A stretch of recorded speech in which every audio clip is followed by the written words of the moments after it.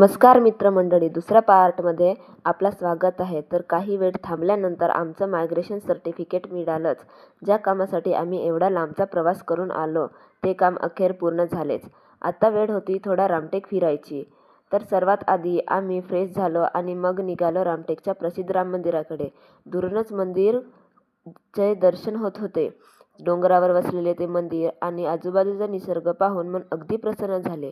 गाडी पार्क करून आम्ही मंदिराच्या दिशेने चालत निघालो. चप्पल काढल्या, पूजेचं साहित्य घेतलं आणि शांतपणे दर्शन केले. पण आमची पूर्ण प्रसाद बंदरांनी खाल्ली आणि आम्हाला काहीच नाही उरलं. मंदिर परिसरातून दिसणारा नजारा तर एकदम अप्रतिमच होता.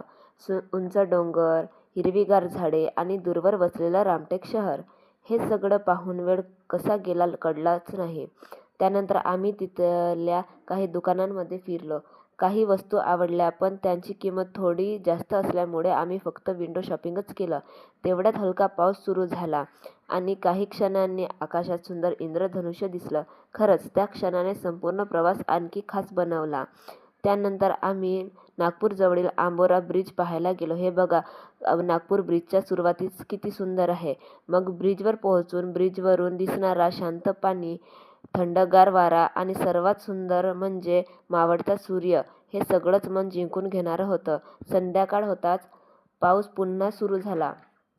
पण त्यातच आम्ही पाणीपुरीच्या गाडीवर जाऊन शेवपुरी आणि दहीपुरीचा मनसोक्त आस्वाद घेतला. दिवसभराच्या प्रवासानंतर थोडा वेळ ब्रिजवर वॉक केला आणि त्या सुंदर वातावरणाचा आनंद घेतला. खरंच आजच्या एका दिवसात आमचे काम पण पूर्ण झाले, मंदिर पण पाहिलं आणि निसर्गाची अनेक सुंदर रूपंही बघायला मिळाली. नक्की हा दिवस कायम लक्षात राहील.